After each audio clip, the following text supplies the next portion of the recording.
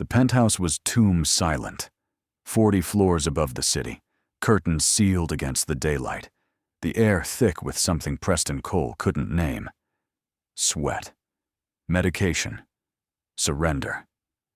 Veronica Hale lay motionless on Egyptian cotton sheets, her $1,200 silk blouse clinging to her ribs, breathing like each inhale cost her something. She didn't look up when the door clicked, just waited. Listened to the work boots crossing marble she'd chosen in Milan. Then, voice barely a thread. "Please, just make it fast." Preston's toolbox hit the floor. He stared at the woman whose face once graced Forbes covers, now gray-skinned and hollow-eyed, mistaking him for someone else entirely. Someone final. But he wasn't the man she'd paid for. And what happened in the next 11 seconds would crack open everything she'd believed about power. Loyalty, and which lives the world decides are worth saving, because some mercy is darker than death itself. Preston didn't move. The toolbox lay where it fell, screwdrivers scattered across imported tile. Veronica's eyes were still closed, her chest rising and falling in that terrible rhythm of someone counting breaths, like currency. He'd seen it before, 3 years ago. Different room, different woman, same desperate mathematics of time running out. His wife hadn't asked anyone to make it fast. She'd fought until the morphine made fighting impossible, until her hand went slack in his, and Rosie stopped asking when Mommy was coming home. "Ma'am," Preston said quietly. His voice sounded wrong in the cathedral silence of wealth. "I'm here about the air conditioning." Veronica's eyes snapped open. For a moment, confusion flickered across features that had once commanded boardrooms, negotiated billion-dollar mergers, fired executives without flinching. Then something worse than confusion. Embarrassment. She turned her face away, fingers clutching the sheets. "Get out!" Her voice was stronger now, sharp enough to cut. "I didn't call for air conditioning. Get out!" But Preston had already seen what she was trying to hide. The oxygen monitor clipped to her finger. The prescription bottles lined up on the nightstand like soldiers. The medical alert bracelet half hidden under silk. And most damning of all, the phone on the floor beside the bed, still glowing with the dark web forum she'd been browsing before he arrived. He should have left, should have backed out, apologized for the confusion. Let the woman have whatever dignity remained in her private hell. That's what anyone else would have done, what anyone smart would have done. But Preston had spent 3 years learning that the worst thing you could do to someone drowning was pretend you didn't see the water. So instead, he bent down, picked up his screwdrivers one by one, and said, "The building manager called, said your unit's been running hot for 2 days straight. Compressor's probably shot." He straightened, met her eyes. "I'll check the unit on the roof. Won't bother you again." Veronica watched him gather his tools with the kind of suspicion that came from a lifetime of people wanting something. Everyone always wanted something. Access. Favors. A piece of the empire she'd built from her father's construction business and her own brutal competence. But this man, with calloused hands and paint-stained work pants, just nodded once and headed for the door. She wanted to let him go. Should have let him go. But the words came out anyway, sharp and testing. "How much does a repairman make? Hourly?" Preston paused at the threshold. "Enough." "Enough for what?" "To feed my kid. Fix her teeth when they come in crooked. Maybe save up for college if she wants it." He glanced back, and something in his face made Veronica's chest tighten in a way that had nothing to do with the tumor pressing against her lungs. "Enough to sleep at night, knowing I did something that matters." The door closed behind him with a soft click. Veronica lay in the expensive darkness, listening to his footsteps fade toward the roof access. Her phone buzzed. The forum. Someone confirming they'd received her deposit. Promising discretion, asking for an address. She'd been so certain this morning. So ready. 45 years old, no husband, no children, No one who'd miss her beyond the quarterly earnings reports. The cancer was stage 4, inoperable. 6 months, maybe 8 if she wanted to spend them vomiting from chemotherapy, while the board circled like vultures, waiting for weakness they could exploit. Better to go out on her terms, clean, fast, before anyone saw her reduced to this. But now she couldn't stop thinking about the repairman's hands, the way they'd moved when he picked up his tools, careful and methodical, the hands of someone who fixed things because fixing things mattered. Her own hands had built Hale Industries into a $3 billion corporation, 3,200 employees, contracts spanning 6 continents. And not one of them knew she was dying. Not one of them would have picked up her screwdrivers if she'd dropped them. Veronica deleted the forum message, not because she'd changed her mind, just because she needed the air conditioning fixed first. Even dying required some basic comfort. That's what she told herself. Preston stood on the roof, hands braced against the AC unit that was running perfectly fine. The city sprawled below, tiny cars and tinier people living their tiny lives, unaware that 40 floors above them, a woman was trying to choose death. He'd known the moment he saw her, the way terminal patients looked at you like you were already part of the past, something they were practicing letting go of. The building manager hadn't called.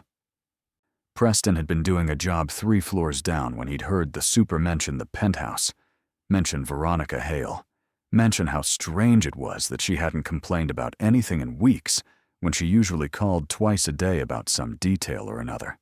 He'd volunteered to check on it, told himself it was professional courtesy. But standing here now, wrench in hand, he knew he'd lied. He'd come up here because Rosie had asked him that morning why some people got to live in the clouds while other people fixed the clouds, and he hadn't had a good answer. He'd come up here because the last thing his wife had said to him, barely a whisper through the pain medication, was, "Don't let Rosie think the world is just people who take and people who give. Teach her there's a third kind, the ones who stay." He hadn't understood it then. Wasn't sure he understood it now, but he understood that whatever was happening in that penthouse, someone needed to stay. The unit kicked on with a mechanical hum. Preston pulled out his phone, looked at the photo that served as his wallpaper.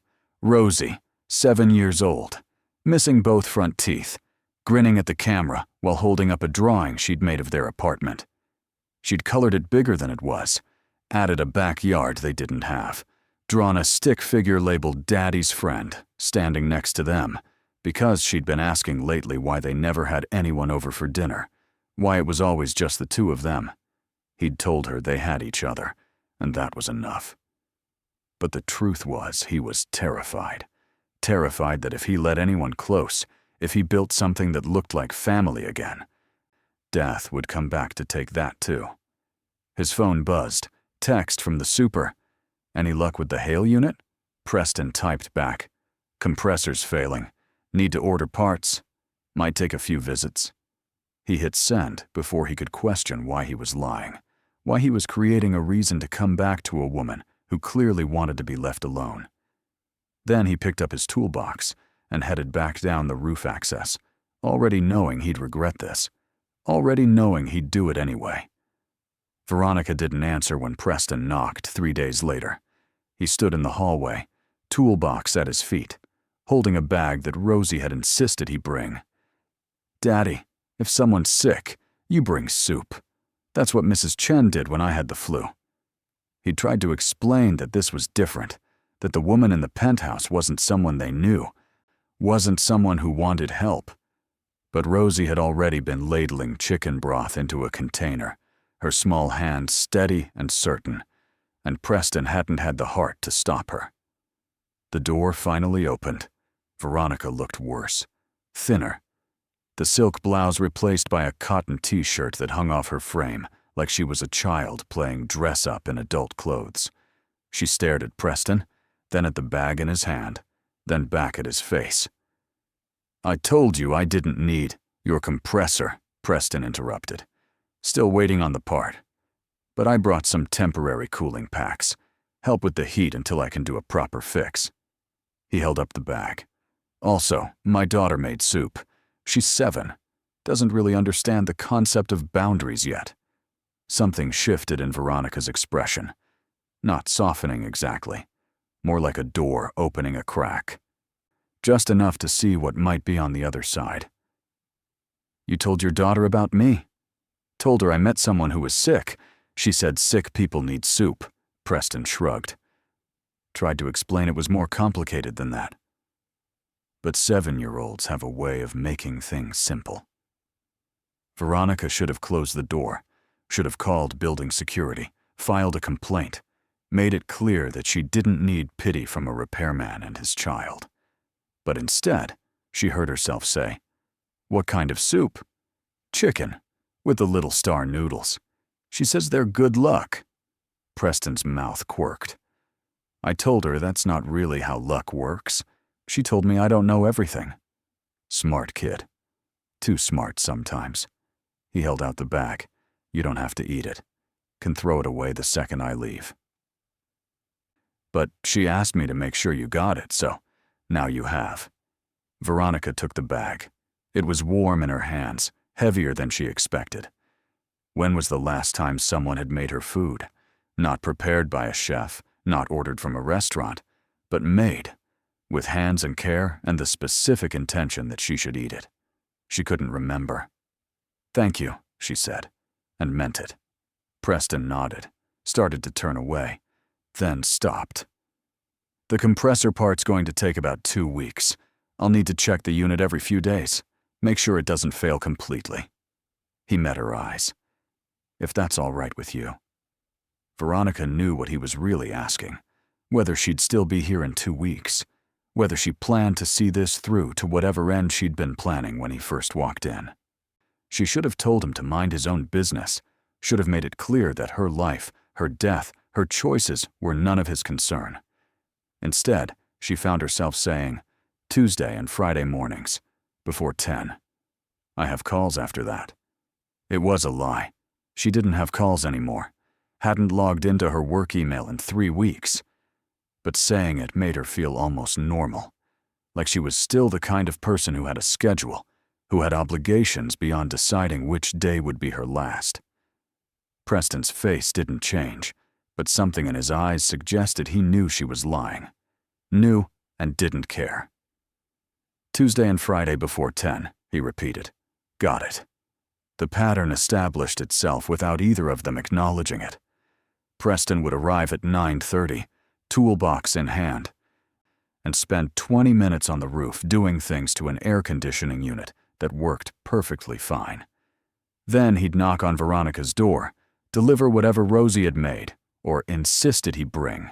Soup, cookies burned at the edges, a drawing of a sunflower, because sick people should see something growing, and leave. They rarely talked beyond brief exchanges. Veronica never invited him in further than the foyer. Preston never pushed. But on the 4th visit, Veronica asked, "What happened to her mother?" Preston set down the container of soup. Chicken again. Rosie's only recipe. "Car accident, 3 years ago. She was coming home from a night shift at the hospital. Fell asleep at the wheel." His voice was matter-of-fact, the tone of someone who'd said these words enough times that they'd lost their ability to wound. Almost. "I'm sorry." "Me too." He picked up his toolbox. "She was a good person, better than me. Used to volunteer at free clinics, bring home patients' stories, cry over people she'd never see again. I used to think it was too much, that she cared too hard." He paused at the door. Turns out caring too hard is the only thing that actually matters. Veronica stood in her empty penthouse after he left, holding Rosie's soup like it was something precious. She hadn't told anyone about the cancer, hadn't called her few remaining friends, hadn't informed her attorney to update her will, hadn't reached out to the handful of cousins she only saw at funerals. What was the point? They'd react with the appropriate sadness, say the appropriate words, and then get back to their lives while she got back to dying. But this man, this stranger who fixed things for a living, kept showing up, kept bringing soup his daughter made, kept acting like her being alive on Tuesday meant something worth returning for on Friday. She opened her laptop for the first time in weeks. The emails were catastrophic. 400 unread messages, increasing in urgency. The latest from Garrett Stone, her CFO. Subject line: emergency board meeting regarding your absence. She'd known this was coming. The board had been circling for years, waiting for any sign of weakness, Stone especially. He'd been angling for CEO since she'd promoted him 5 years ago, never quite forgiving her for being better at the job than he'd ever be. Now, he had his excuse. She clicked open the email. Veronica, I hope this message finds you well, though your continued absence suggests otherwise. The board has requested a meeting to discuss the leadership transition plan, given your extended leave without adequate explanation. I'm sure you understand that in your absence, someone needs to steer the ship. I've taken the liberty of assuming interim authority over key decisions. We should discuss making this arrangement permanent. For the good of the company, of course. Veronica read it 3 times. Felt the old anger rising, the instinct to fight, to show up at the office and remind Stone and the rest of them exactly who built this company from nothing. But the anger was weaker now, diluted by exhaustion and the bitter knowledge that Stone was right about one thing. Someone did need to steer the ship, and she was too busy drowning to hold the wheel. She closed the laptop, ate Rosie's soup. The Little Star noodles were soggy and the broth was oversalted. It was the best thing she'd tasted in months. Preston noticed the change on the 6th visit. Veronica was dressed, not in silk blouses or corporate armor, but in real clothes, jeans, a sweater, shoes instead of bare feet. She opened the door wider this time, gestured him inside with something almost like welcome. Coffee? She asked. It was the first time she'd offered him anything. Preston set down his toolbox. Sure, thanks. She led him to the kitchen, all marble and chrome, the kind of space that had never seen actual cooking. But she moved through it with surprising competence, pulling out a French press, measuring grounds with the precision of someone who'd learned to do things properly, or not at all. Your daughter, Veronica said. Back turned as she waited for the water to boil. Does she ask about her mother? Every day at first, then every week. Now it's random. She'll be fine for months, then see something. A woman wearing her mom's perfume. A show we used to watch together. And it hits her all over again. Preston leaned against the counter. I used to try to have answers ready. Explanations about heaven or energy, or how love doesn't die just because people do. But she doesn't want explanations. She just wants someone to sit with her while it hurts. Veronica pressed the French press down slowly. I'm dying, she said. Not a confession. A fact. Pancreatic cancer, stage 4. 6 months ago they said I had 8 months, so I guess I'm running ahead of schedule. She poured 2 cups, handed one to Preston. I'm telling you because you keep bringing soup. Seems dishonest to let you waste food on someone who won't be around to eat it much longer. Preston took the coffee, sipped it. It was good, strong enough to taste like something. Rosie makes the soup for her, not for you. Veronica frowned. I don't understand. Every night she asks me who needs help tomorrow. I tell her about the jobs I've got lined up, the people I'll meet. She picks one, makes something for them, says it's practice. Preston met her eyes. Practice for when she's big enough to help people herself. You're not wasting anything. You're teaching my kid that making soup for strangers matters. Something in Veronica's chest cracked. Not broke. Cracked. The way ice cracks in spring, making space for something underneath to push through. She sat down at the kitchen island, her hands wrapped around the coffee cup like it was keeping her anchored. I built a company worth $3 billion, she said quietly. 3,200 employees, 6 continents. My picture's in business textbooks. Forbes calls me a titan. She looked up at Preston. And I was going to die alone in that bedroom, with nothing but a phone number from a dark web forum, and enough pills to make it fast. But you didn't. No. She smiled, thin and bitter. I didn't. Because some repairman's daughter thinks star-shaped noodles are good luck, and her father's too stubborn to mind his own business. Preston smiled back. Guilty. They sat in silence, drinking coffee in a kitchen designed for show rather than use, while 40 floors below, the city went about its morning. Unaware that something small and significant was happening in the clouds. Finally, Veronica said, "The board's moving against me. My CFO's trying to push me out, take over the company. If they succeed, everything I built." She stopped, started again. I was going to let them, figured it didn't matter.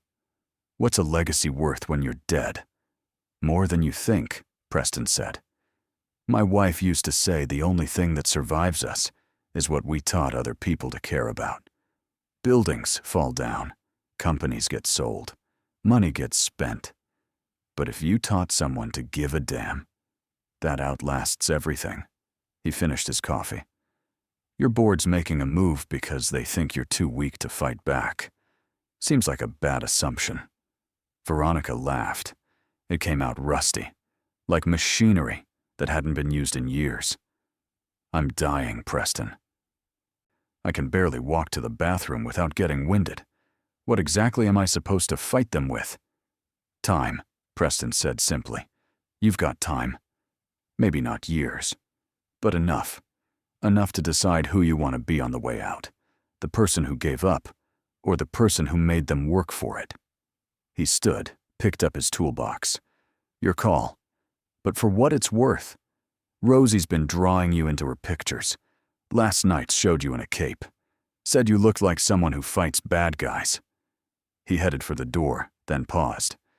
Kids are pretty good at seeing who people actually are. Better than adults, usually. After he left, Veronica sat in her expensive kitchen and thought about a 7-year-old girl who drew capes on dying women. Thought about soup and star-shaped noodles, and the specific kind of stubbornness it took to keep showing up when someone clearly wanted to be left alone. Then she opened her laptop and started typing an email to her attorney.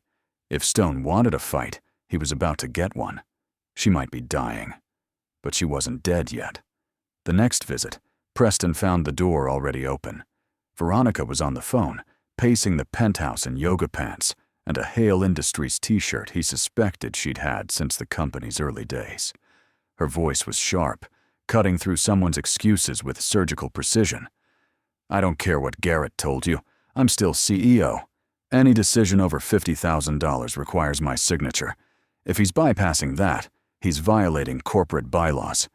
Get me the documentation. She hung up.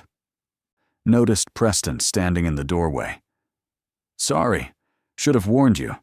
I'm making life difficult for people today. Preston set down the toolbox and the container Rosie had sent. Banana bread this time, with chocolate chips. Sounds like they deserve it. They really do. Veronica took the container, opened it, broke off a piece of banana bread.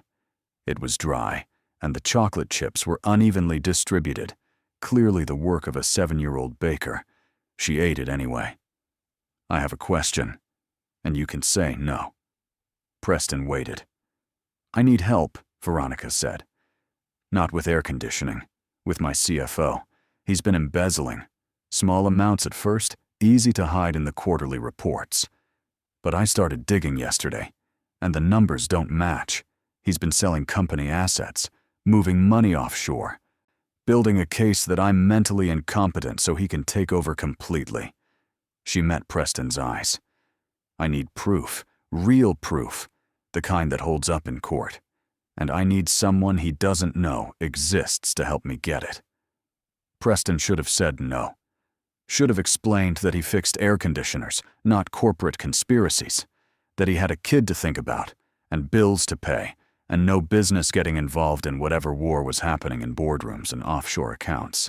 Instead, he asked, What kind of help?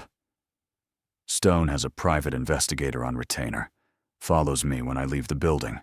Probably has been for weeks. I need someone to follow him. See who he's meeting with, what he's planning. I'll pay— No. Preston's voice was flat. Not money. Veronica frowned. Then what? Rosie needs dental work. Braces. Maybe surgery, depending on how her jaw develops. Insurance covers some of it, but not enough. I've been saving, but it's slow. He crossed his arms. You help me get her teeth fixed. I'll help you get your proof. It was transactional. Clean. The kind of deal Veronica understood. She nodded. Done. I'll call my dentist today. Best orthodontist in the city. Whatever she needs. Not your dentist. The clinic on 5th and Morrison, where people like us go. Preston's expression was unreadable. Rosie needs to learn that people help each other. Not that rich people buy solutions and poor people are grateful. We do this as equals, or we don't do it at all. Veronica stared at him. In 30 years of negotiating, no one had ever turned down her money and offered her a partnership instead. It should have offended her. Should have felt like pride masquerading as principle. But looking at Preston's face, she understood. This wasn't about pride. This was about teaching a 7-year-old girl that the world could be fair, even when it rarely was.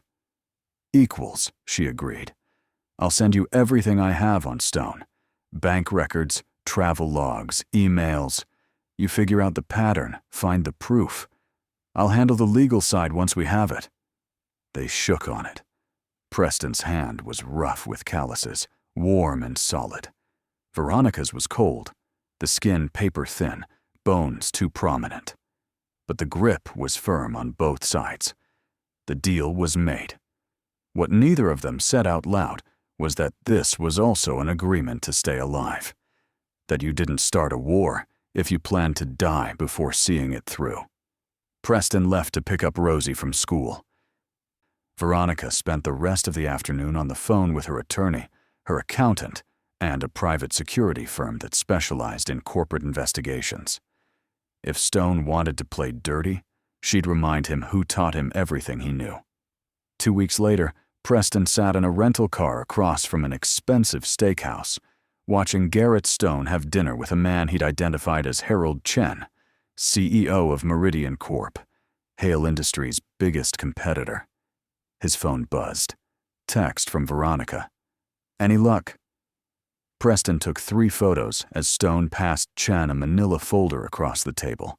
Typed back, your CFO just handed your competitor something in a folder marked confidential. That normal? 3 dots appeared. Disappeared.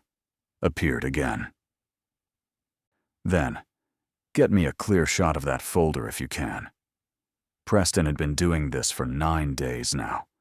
Following Stone through the city, documenting meetings, photographing documents left visible through car windows, building a timeline of someone dismantling a company from the inside. It should have been boring. Instead, it reminded him of the year after his wife died, when he'd focused on the smallest tasks. Changing Rosie's diapers, washing bottles, folding tiny clothes, because they were concrete and solvable in a way that grief wasn't. This was the same.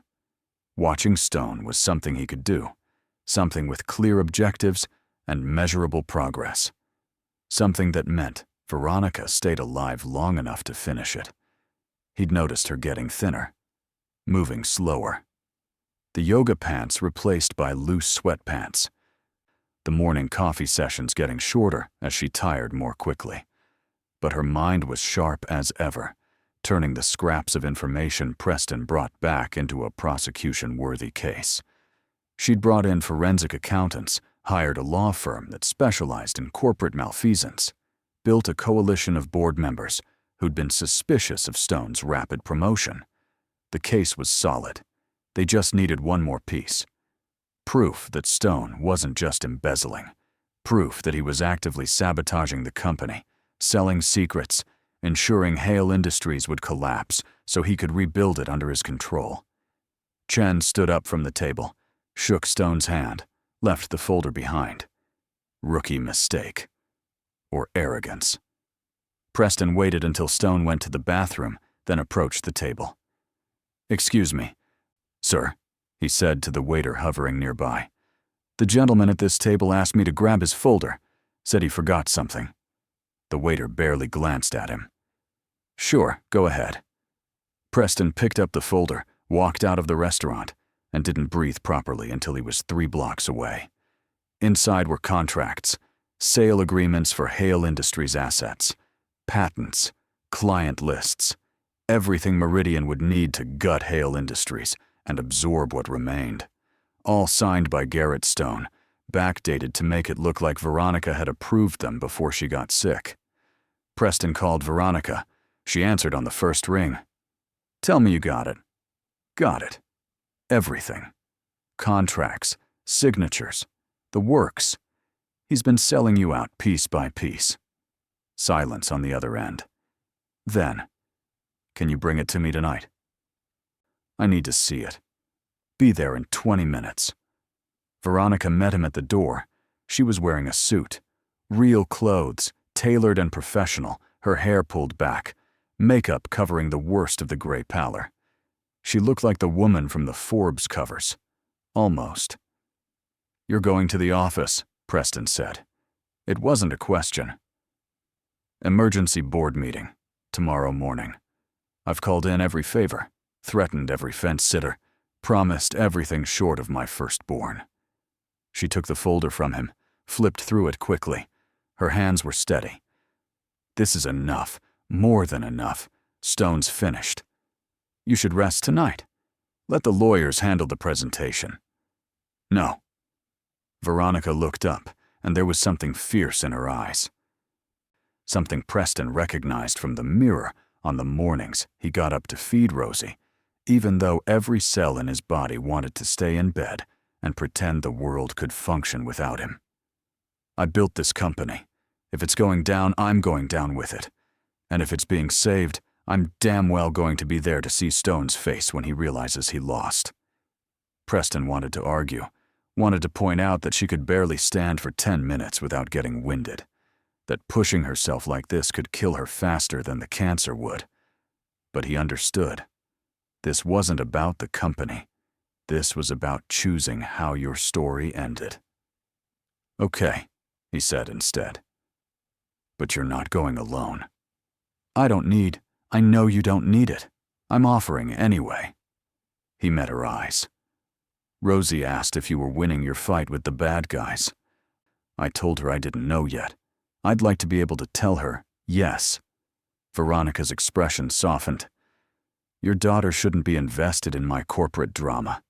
Too late. She's been drawing you with increasingly elaborate capes. Last one had lightning bolts." Preston smiled slightly. "You're her hero. Heroes don't lose."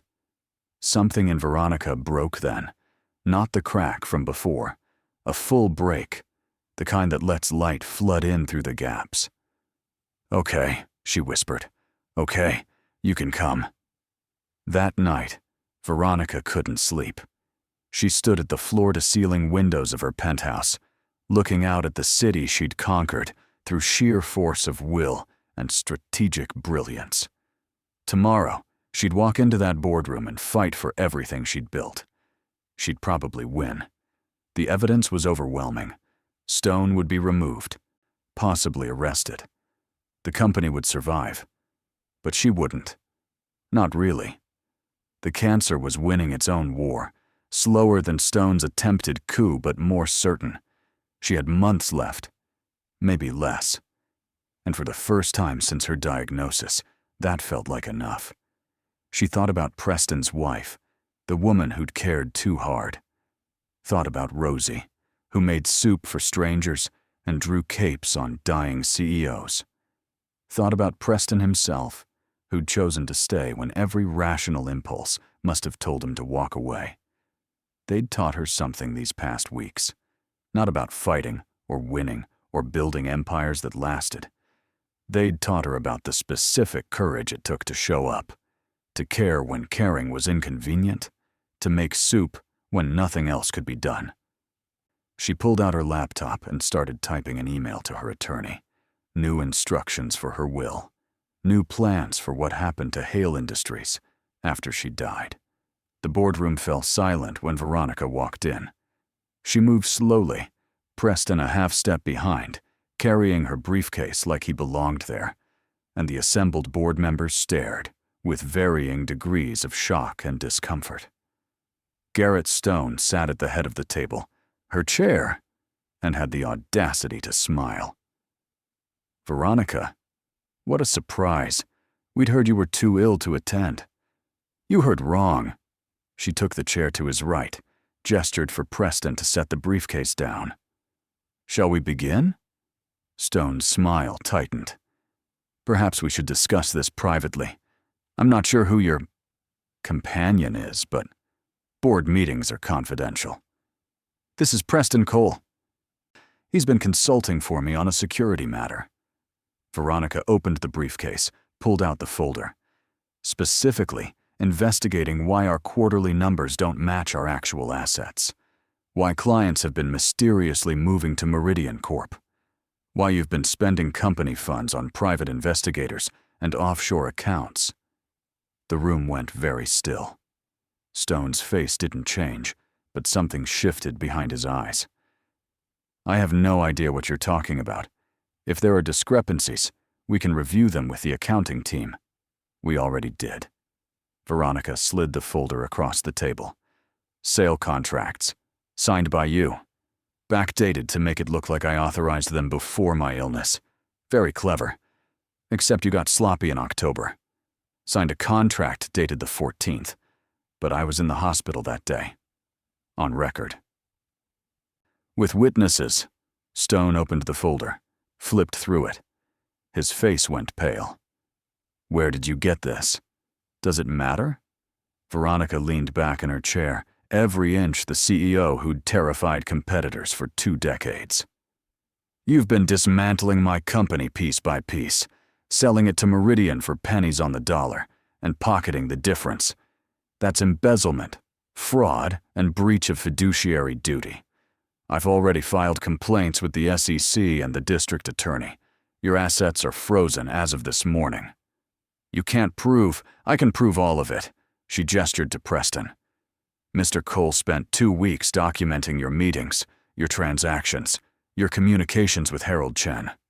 We have photographs, bank records, testimony from 3 whistleblowers you thought you'd silenced with NDAs.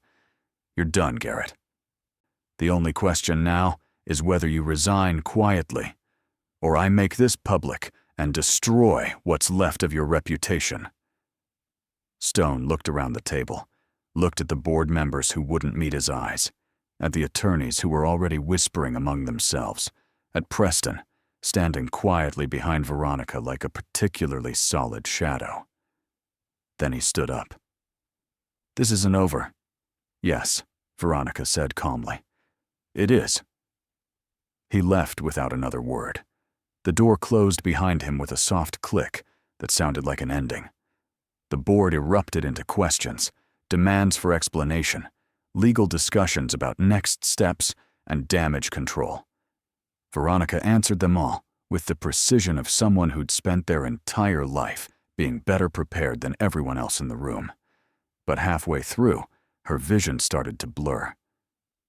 Her hand started to shake. She felt Preston's hand on her shoulder, steadying. "Excuse me," she said to the board. "I need a moment." Preston helped her to the executive bathroom, held her steady while she vomited into the marble sink, said nothing when she finally straightened, and looked at herself in the mirror.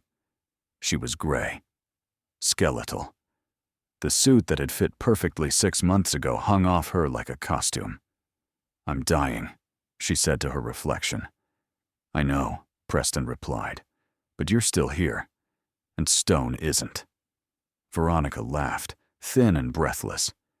"Is that what winning looks like?" "Sometimes. Yeah."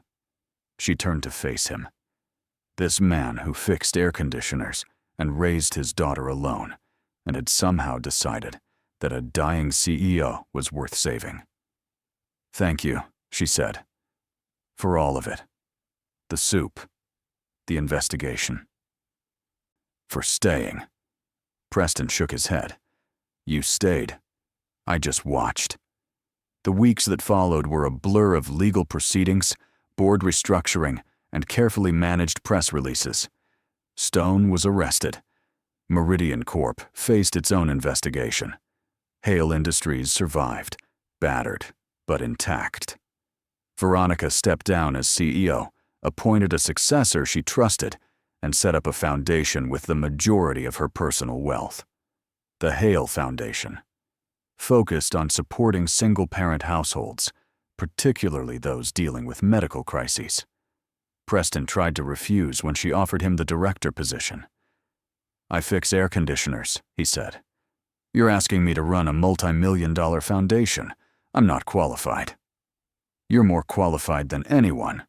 Veronica was in bed now, permanently. The fight with Stone had taken everything she had left, but her mind was clear and her voice was firm. You know what it's like to raise a child alone, to choose between medication and groceries, to be invisible to everyone who should care. That's the qualification that matters. I don't know how to run an organization. Then learn. Hire people who do know. But make sure every decision, every dollar, every policy, she took a breath, fighting through the pain, gets filtered through the question. What would help Preston Cole? What would help Rosie? He took the job, not because he wanted it, because Rosie, when she'd heard about it, had said, Daddy, we could help people like Mrs. Chen who couldn't afford heat last winter, like the Hendersons who had to choose between rent and medicine, like us, before you got good at fixing things. And Preston had realized his daughter was right. This was just fixing things on a larger scale. He could learn to do that. 3 months after the board meeting, Preston brought Rosie to visit Veronica. The little girl carried a container of soup, chicken with star-shaped noodles, and a new drawing. This one showed 3 stick figures, Daddy, Rosie, and a woman in a cape with a crown. That's you, Rosie explained, handing the drawing to Veronica. Daddy says you're not feeling good. But I drew you with a crown because queens don't stop being queens just because they're tired. Veronica's eyes filled with tears. She took the drawing with shaking hands, studied it like it was a Rembrandt. Thank you, Rosie. I'll keep this forever. Forever's a long time, Rosie said seriously. But I think you can do it. Preston put a hand on his daughter's shoulder. Rosie, why don't you go look at the view for a minute? I need to talk to Ms. Hale. Rosie nodded, skipped to the window, pressed her nose against the glass to look at the city 40 floors below. She doesn't know, Veronica said quietly, that you're dying. Preston shook his head. She knows people don't last forever. Her mom taught her that. But I haven't told her about you specifically. Didn't know if you'd want. I want her to know, Veronica interrupted. When I'm gone, I want her to know that she saved my life. Not from dying alone, from dying like I didn't matter. Her voice cracked. Tell her that. Someday. Preston nodded. I will. They sat in silence while Rosie narrated the city view to herself, pointing out buildings and cars and tiny people living their tiny lives. Then Veronica said, I'm changing my will. Again. The penthouse. I want Rosie to have it when she's older. Not to live in, but to sell, or rent out, or... Veronica, we can't accept. You can. You will. She met his eyes. That child has more wisdom in her 7 years than I found in 45. She deserves to know that wisdom has value. Real value. The kind that can pay for college, or a house, or whatever else she dreams up in that brilliant little head. Preston wanted to argue, but looking at Veronica's face, he understood this wasn't charity. This was legacy. The same way his wife had left him with Rosie's laugh and her capacity for hope. The same way he was leaving Rosie with the knowledge that showing up mattered.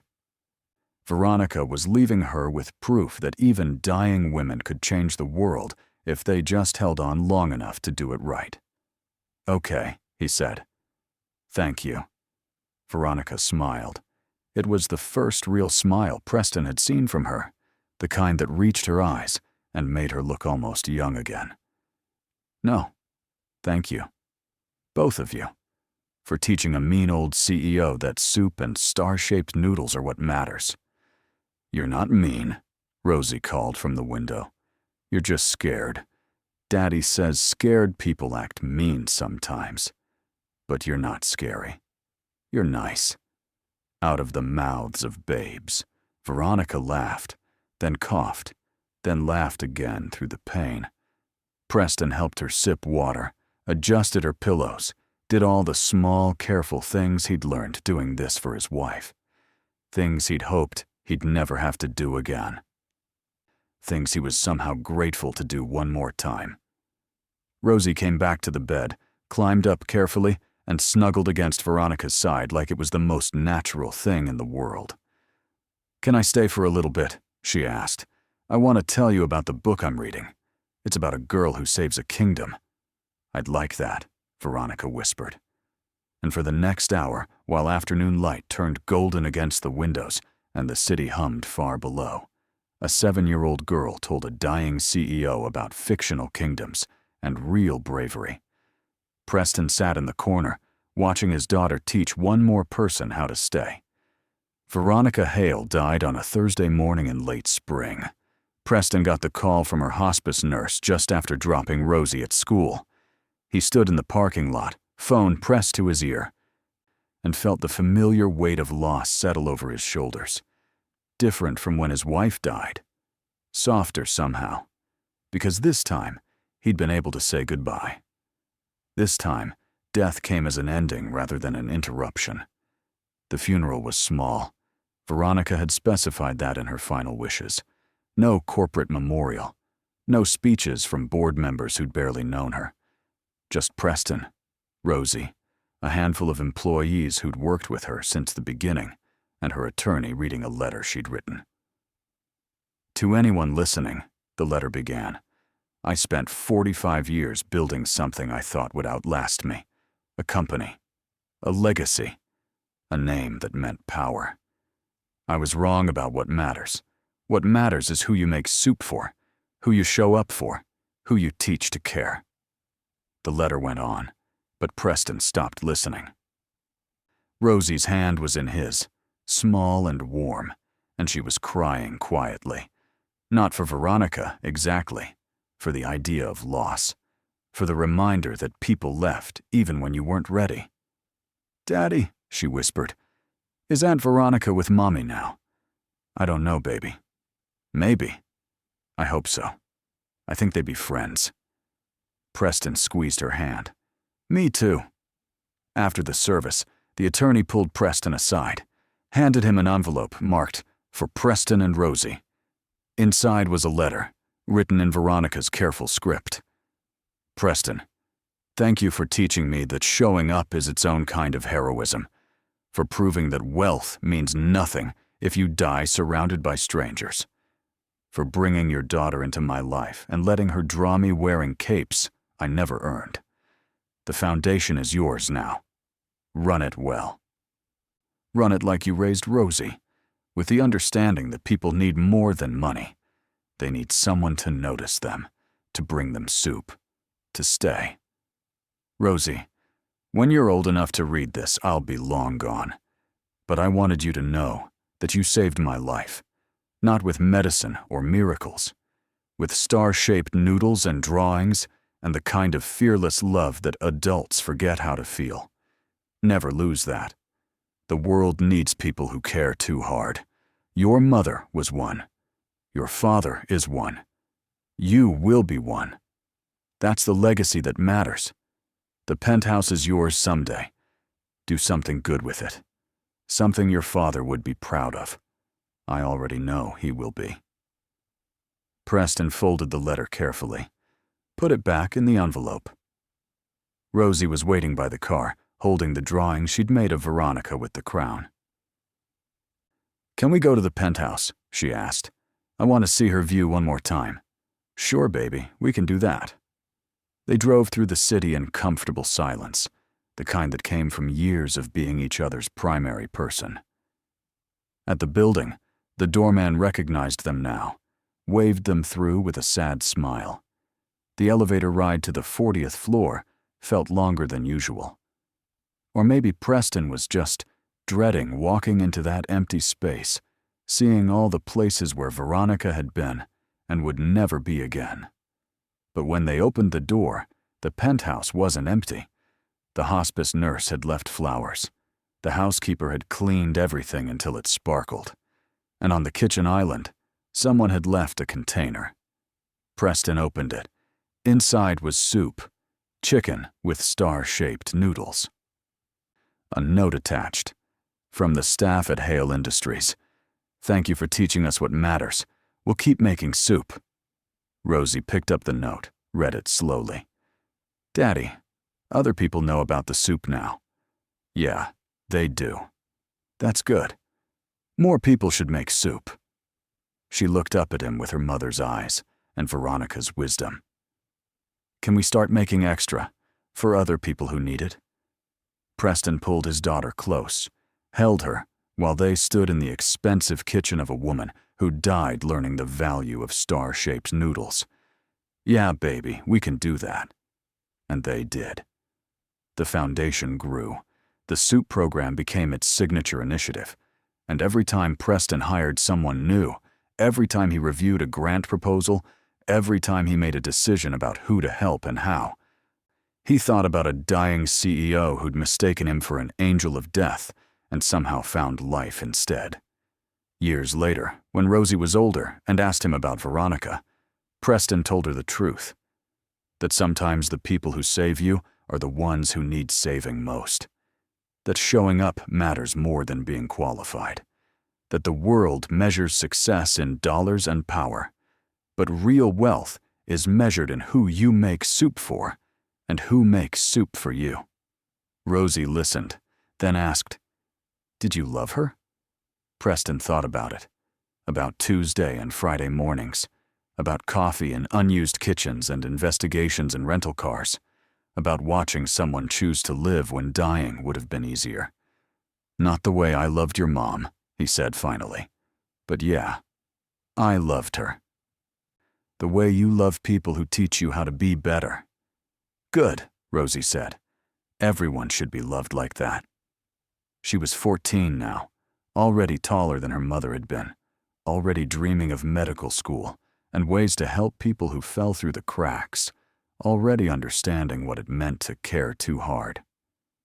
Preston watched her walk away, this child who'd saved a CEO with star-shaped noodles, who'd inherited a penthouse and turned it into affordable housing for single parents, who'd learned from her father and a dying stranger that the only thing that survives us is what we teach other people to care about. Somewhere, he thought Veronica was smiling, and his wife too, watching their daughter become the kind of person who made the world smaller and kinder with every soup she made. That was legacy. That was what mattered. Not the buildings or the billions. Just this. The quiet revolution of caring when caring was inconvenient, of showing up when leaving would be easier, of choosing again and again to stay. Preston went back to work. The foundation had applications to review, families to help, soup to make. There was always more work to do. And that, he'd learned, was the point. You kept showing up. You kept making soup. You kept teaching your daughter that some things, the important things, were worth the trouble of caring too hard. He pulled out his phone, looked at the photo on his wallpaper.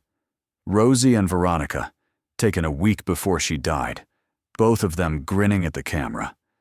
Behind them, the city stretched out 40 floors below, full of people who needed soup and didn't know it yet. Preston smiled, went back to work, kept staying, because in the end, that's what love looked like. Not grand gestures or perfect words, just showing up, making soup, staying even when staying was hard, teaching the next generation that caring too hard was the only thing that actually mattered. Veronica had learned it. Rosie lived it. And Preston, standing in his office with case files stacked high and coffee getting cold, understood that he'd learned it too. From a wife who died too soon. From a CEO who died just in time. From a daughter who knew that star-shaped noodles could save the world. He picked up the next file, read about a father who couldn't afford his son's medication, made a note to approve the grant, added a second note, send soup. Then he got back to work. There was always someone who needed help. Always someone worth showing up for. Always another reason to stay. And that, Preston thought, was exactly how it should be.